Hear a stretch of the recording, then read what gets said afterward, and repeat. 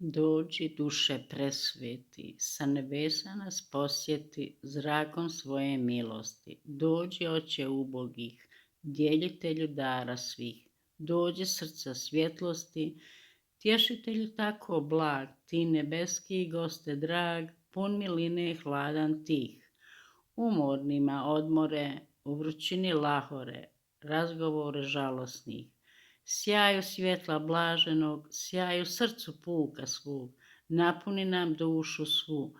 Bez božanstva tvojega čovjek je bez ičega, tone sav u crnom zlu.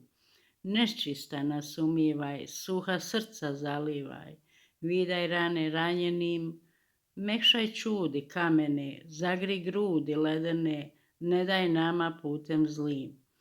Svim što vjere imaju, što se u te ufaju, 7 svojih dara daj.